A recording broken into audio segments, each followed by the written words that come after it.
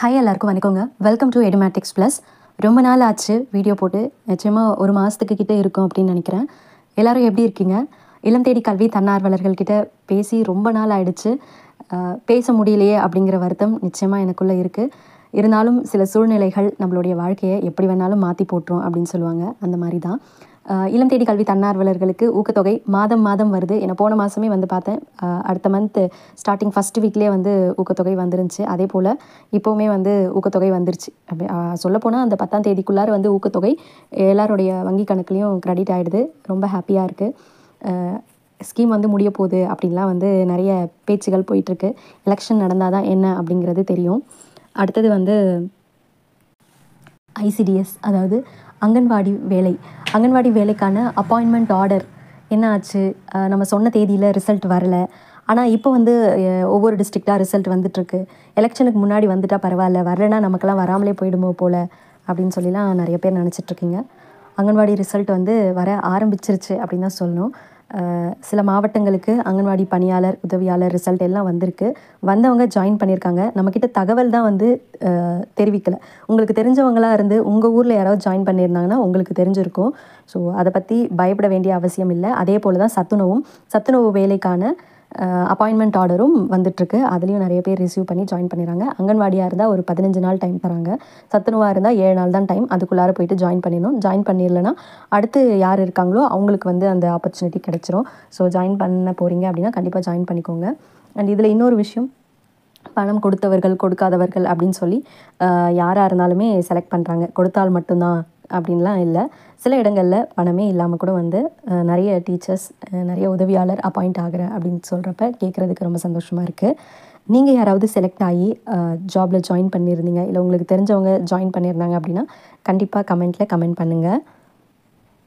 அடுத்தது TN rural department இருக்குது இல்லைங்களா? ஊரக வளர்ச்சி மற்றும் ஊராட்சித்துறை, rural development and panchayat raj department. இதில் வந்து நமக்கு ஊராட்சி செயலாளர்கள், பஞ்சாயத்து செக்ரட்டரிக்கான நோட்டிஃபிகேஷன் வந்திருக்கு. நிறைய வேக்கன்சிஸ் இருக்குது. கிட்டத்தட்ட 1400க்கு மேலே இருக்குது வேக்கன்சி.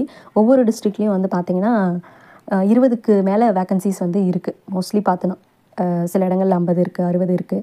அந்த மாதிரி உங்கள் டிஸ்ட்ரிக்ட்டுக்கு வேக்கன்சி எவ்வளோ இருக்குது அப்படிங்கிறத பார்த்து அப்ளை பண்ணிக்கோங்க. டைரக்ட் இன்டர்வியூ போஸ்ட்டு தான். மேபி எப்படி வேணாலும் எப்போ வேணாலும் நம்ம லைஃப் மாறலாம். ஸோ இதில் ஒரு ஆப்பர்ச்சுனிட்டி கிடைச்சாலும் நல்லது தான். அதனால் வந்து அப்ளை பண்ணி வைங்க. அப்ளிகேஷன் போடுறது எல்லாமே வந்து ஆன்லைனில் தான் வந்து ஃபீஸ் பே பண்ணணும். ஆல்ரெடி நிறைய பேர் அப்ளை பண்ணிகிட்ருப்பீங்க. தெரியாதவங்களுக்கு நான் சொல்கிறேன், நாளையோட லாஸ்ட் டேட்டு. ஸோ முடிஞ்ச அளவுக்கு அப்ளை பண்ணிடுங்க. ஒரு நல்ல ஜாப் அப்படின்னே சொல்லலாம். ஏன்னா நம்ம பெர்மனெண்ட்டாக வந்து ஒர்க் பண்ண முடியும். இதிலெல்லாம் சேலரி கூட வந்து ரீசனபிள் சேலரி தான்.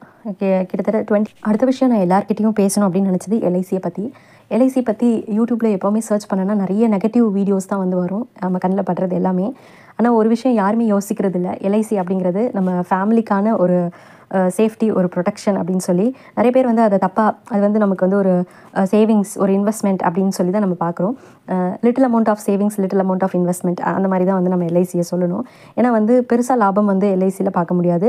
ஆனால் நம்ம கட்டுற தொகைக்கு வந்து கேரண்டீடு இருக்குது. இப்போ நீங்கள் வேறு ஏதாவது ப்ரைவேட் இல்லை போயிட்டு சிட் ஃபண்ட்லேயோ இல்லை எஸ்ஐபிலையோ எதுலையாவது போடுறீங்க அப்படின்னா அதை வந்து நம்ம அந்தளவுக்கு உறுதியாக சொல்ல முடியாது, கேரண்டியாக வந்து இவ்வளோ கிடச்சிரும் அப்படின்னு சொல்லி. பட் எல்ஐசி பொறுத்த வரைக்கும் அந்த மாதிரி இல்லை. இன்சூரன்ஸ் தான். ஸோ மெயின் பர்பஸ் வந்து இன்சூரன்ஸ் தான். நான் என்ன சொல்கிறேன்னா, ஒவ்வொரு குடும்பத்தில் இருக்கவங்களும் எல்ஐசி அப்படிங்கிற ஒரு இன்சூரன்ஸாவது எடுத்து வச்சுக்கணும். நிறைய பேர் வந்து ஒரே ஒருத்தவங்க பேர்லேயே 30-40 இன்சூரன்ஸ்லாம் கூட எடுத்து வச்சுருக்காங்க. அட்லீஸ்ட் ஒன்றாவது நம்ம எடுத்து வச்சுக்கலாம். குறைஞ்சபட்சம் வந்து பார்த்திங்கன்னா 1 லட்சத்துலேருந்தே இருக்குது பாலிசி. மோஸ்ட்லி 2 லட்ச ரூபா பாலிசி இருக்கும். இப்போது நிறைய புது பாலிசிஸ் எல்லாமே வந்திருக்கு.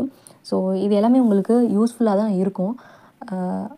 அதனால் எல்ஐசியில் ஒரு பாலிசி எடுத்து வச்சுக்கிறது அப்படிங்கிறது நம்ம மேண்டேட்ரி அப்படின்னு கூட நினச்சிக்கலாம்.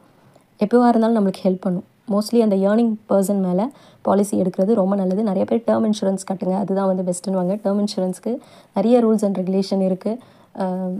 ஸோ நம்ம கட்டுற தொகையும் வந்து அது ரிட்டர்ன்ஸ் கிடையாது. ஏதாவது ஒன்று நமக்கு ஆபத்து ஏற்படுது அப்படிங்கிறப்ப தான் அந்த டேர்ம் இன்சூரன்ஸ் வந்து ஒர்க் அவுட் ஆகும்.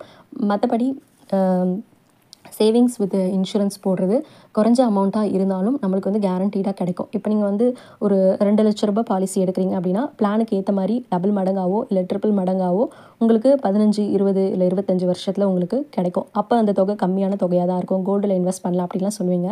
பேசுகிறது நம்ம எவ்வளோ வேணாலும் பேசலாம். ஆனால் நம்ம அந்த மாதிரி செய்வோமா அப்படிங்கிறது தான் வந்து ஒரு பெரிய கொஷின் மார்க்காக இருக்கும். பட் சின்ன சின்னதாக மாதம் வந்து ரூ. 1,000 ரூ. 2,000 இல்லை 3 மாதத்துக்கு ஒரு டைம் வந்து ரூ. 4,000 ரூ. 3,000 அந்த மாதிரி போட்டோம் அப்படின்னா ஒரு குறிப்பிட்ட தொகை வந்து நம்மளுக்கு கிடைக்கும். இப்போ ஒரு 1,50,000 போடுறோம் அப்படின்னா அது நம்மளுக்கு திருப்பி வரப்போ ஒரு 4,00,000 வரும். இயர் வந்து எடுக்கும் தான். ஸோ நமக்கு அப்படின்னு சொல்லி இல்லாமல் நம்மளுடைய குழந்தைங்களுக்கு அப்படிங்கிற மாதிரி தான் நம்ம சேவ் பண்ணிக்கலாம். ஸோ முடிஞ்சால் எல்ஐசியில் வந்து பாலிசி போடுங்க. ஏன்னா இது நல்லது தான். ஏன்னா எல்லாருமே கெட்டது அப்படின்னு சொல்கிறாங்க. அதிகமான இன்வெஸ்ட்மெண்ட் அதில் வைக்க வேண்டாம். அதிக அமௌண்ட் சின்ன பாலிசியாக வந்து போட்டுக்கிறது பெஸ்ட்டு தான். அண்ட் இன்னொரு ஒரு முக்கியமான விஷயம், இந்த உலகத்தில் யாருமே வந்து நமக்கானவங்க, நமக்கு வந்து ஹெல்ப் பண்ணுவாங்க, சப்போர்ட் பண்ணுவாங்க அப்படின்லாம் யாரையும் 100% நம்பிடாதீங்க. எப்போவுமே அந்த ட்ரஸ்ட்டு அப்படிங்கிறது உங்கள் மேலே தான் உங்களுக்கு 90% இருக்கணும். ஒரு 10% நீங்கள் வந்து மற்றவங்க மேலே வச்சுக்கலாம். ஏன்னா நீங்கள் வந்து வேலைக்கு போகிறீங்களா, எவ்வளோ சம்பாதிக்கிறீங்க அப்படிங்கிறத வச்சு தான் இப்போ இருக்கிற எல்லாருமே வந்து நம்மளை ட்ரீட் பண்ணுறாங்க. நம்ம வந்து எவ்வளோ தான் நம்ம தெரிஞ்சு வச்சுருந்தாலும், எவ்வளோ நாலேஜபிளாக இருந்தாலும், எவ்வளோ அன்பாக இருந்தாலும் அவங்களுக்கு அதெல்லாம் வந்து முக்கியம் கிடையாது. பணம் எவ்வளோ இருக்குது அப்படிங்கிறத வச்சு தான் வந்து இந்த காலத்தில் மரியாதை கொடுக்குறாங்க.